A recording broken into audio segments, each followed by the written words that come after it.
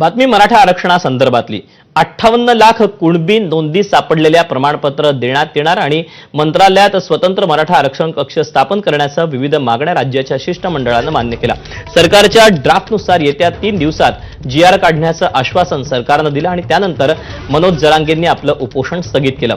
तसंच 2 तारखेपर्यंत जीआर न काढल्यास पुन्हा आंदोलन करण्याचा इशारा जरांगेंनी दिला। दरम्यान मराठा आरक्षणाबाबत सरकार सकारात्मक असल्याचं मुख्यमंत्री फडणवीस म्हणाले। तसंच ओबीसी समाजावर कोणताही अन्याय होऊ देणार नाही अशी ग्वाही मुख्यमंत्र्यांनी दिली।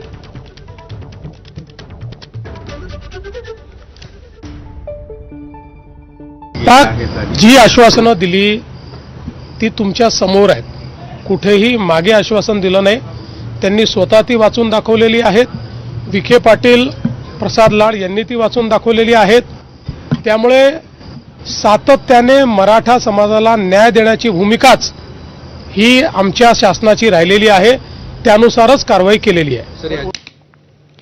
दरम्यान मराठा आरक्षणासाठी मनोज जरांगेंनी आंदोलन केलं, त्यानंतर सरकारनं त्यांच्या मागण्या मान्य करत 3 दिवसात जीआर काढण्याचं आश्वासन दिलं। त्यावरून आता ओबीसी नेते आक्रमक झाले। ओबीसींच्या आरक्षणाला धक्का लागल्यास प्रतिआंदोलन करण्याचा इशारा ओबीसी नेत्यांनी दिला आहे।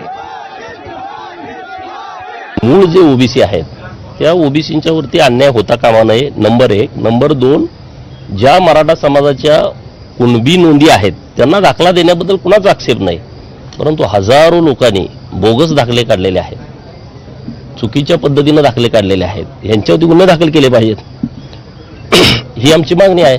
आणि आम्ही ओबीसीच्या संविधानिक आरक्षणाला कुठेही धक्का लागता कामा नये, ओबीसी मधनं मराठा समाजाला आरक्षण देण्यात येऊ नये आणि सरसकट कुणबी प्रमाणपत्र देण्यात येऊ नये।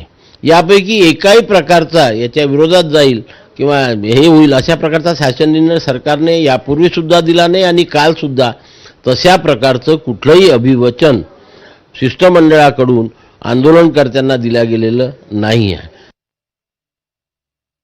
जरांगेंचं आंदोलन हे स्क्रिप्टेड होतं, 1 दिवसापुरतंच होतं आणि ते ठरवून आंदोलन होतं।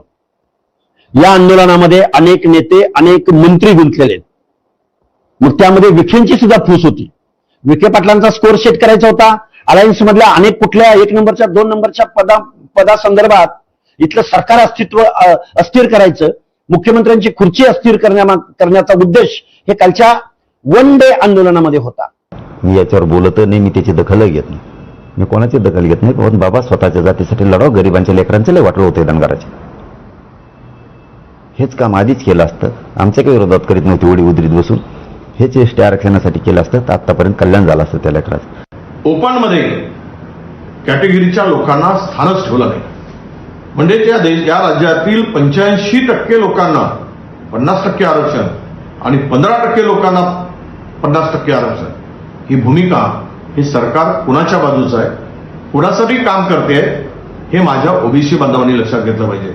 म्हणून अशा दुतोंडी सरकारवर, डबल हुलकी सरकारवर अजिबात विश्वास ठेवू नका। हे बी धडाचे नाहीत, हे काय ओबीसीला यांनी काय पाळणा बांधला नाही, मराठ्याला बी काय झोका बांधून दिला नाही।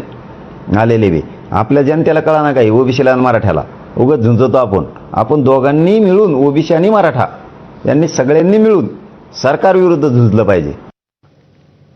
बातमी